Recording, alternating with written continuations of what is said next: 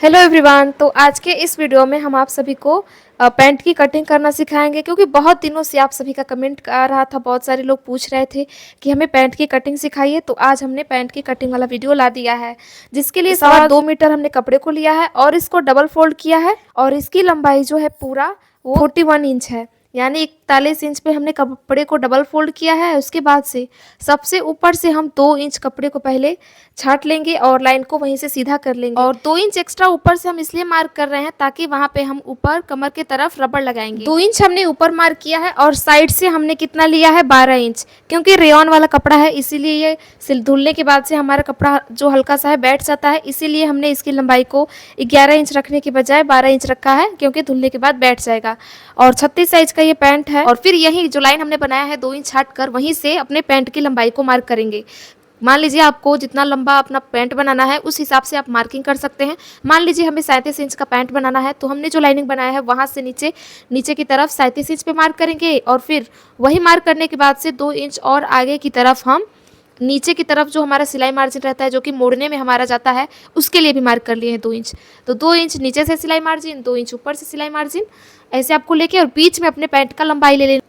और अब ऊपर की तरफ जो हमने लाइनिंग बनाया है वहाँ से नीचे आसन के लिए हमने नीचे की तरफ 11 इंच पे मार्क किया है और वहीं से लाइन को सीधा किया है।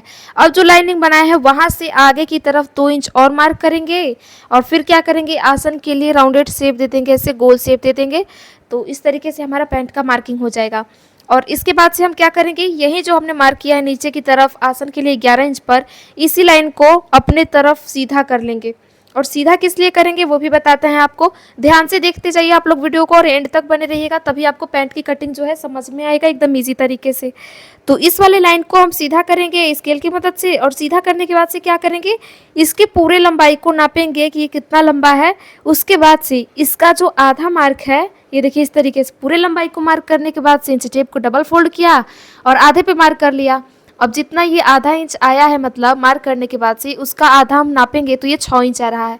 तो जब 6 इंच आ रहा है तो नीचे की तरफ भी हम 6 इंच पे मार्क करेंगे एक छोटा सा बीच में। और जो बीच में हमने 6 इंच पे मार्क किया है उसी वाले बीच वाले मार्किंग से दोनों तरफ 3.5-3 इंच पर मार्क करेंगे। देखिए किस तरीके से बीच वाले मार्किंग से दोनों तरफ 3.5-3 इंच पे मार्क कर रहे हैं। ऐसे ही आप सभी लोगों को भी करना है। और जब ये दोनों मार्किंग बन जाता है तो इन दोनों शेपों को हम ऐसे पैंट में मिला लेंगे दोनों किनारों में। तो हमारा पैंट का जो शेप है वो बहुत ही इजीली बन जाएगा।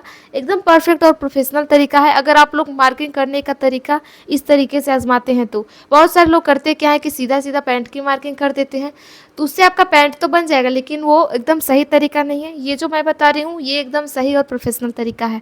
तो ऐसे भी आप लोग भी बनाइएगा। और आप लोग चाहे तो शेपर से इसे ड्रॉ कर सकते हैं, चाहे तो सीधा भी ड्रॉ कर सकते हैं। तो देखिए पेंट जैसा शेप बन चुका है। और अभी हमारा आगे वाला पार्ट का कम्प्लीटली मार्किंग हो चुका है। इसके बाद से हम इसके पीछे वाले पार्ट की मार्किंग करेंगे और कटिंग करेंगे। फिलहाल हम आगे वाले पार्ट की कटिंग कर लेते हैं। और एक बार जब हम आगे वाले पार्ट की कटिंग कर लेते हैं इजी तरीके से, तो पीछे का जो दोनों पार्ट होता है उसका कटिंग करना बहुत ही ज़्यादा ईजी हो जाता है, क्योंकि उसके बाद से हमें उसमें कोई मार्किंग करने की ज़रूरत नहीं होती है। इसको कटिंग कीजिए और इसी को पीछे वाले पार्ट के ऊपर रखिए और फिर मार्किंग करके इससे 2 इंच चौड़ा पीछे वाले पार्ट को हम मार्क करके और फिर कटिंग करते हैं।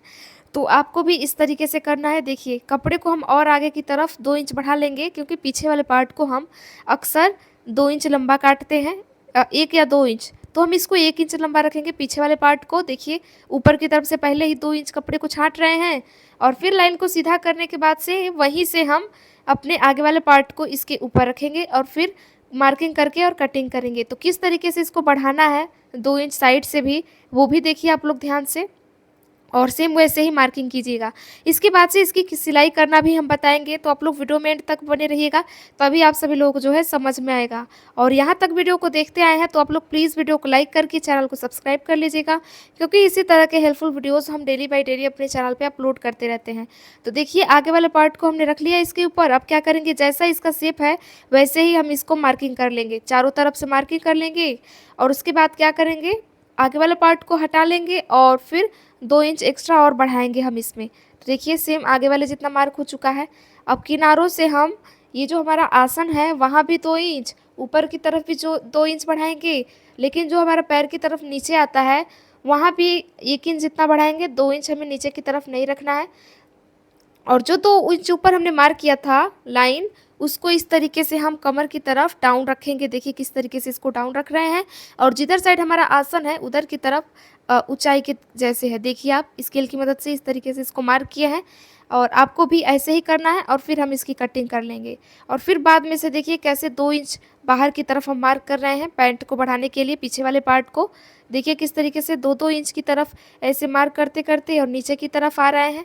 और फिर आसन के पास आते ही 2 इंच वहाँ से भी मार्क करेंगे, सीधा लाइन खींचेंगे और अलग से इसको एक बार और राउंडेड शेप दे देंगे हम। तो राउंडेड शेप दे दिया है हमने।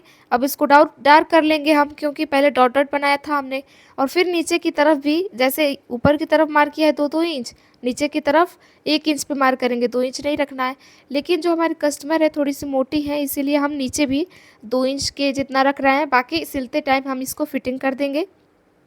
और रेयॉन वाला कपड़ा है, धुलने के बाद से बैठ जाता है, इसीलिए हम ज़्यादा इसको चौड़ा-चौड़ा कटिंग कर रहे हैं। आप लोग इतना चौड़ा कटिंग मत कीजिएगा। नीचे की साइड, आसन की साइड 2 इंच रखिएगा और पैंट जिधर नीचे की तरफ रहता है, उधर की साइड 1 इंच ही रखिएगा, ठीक है?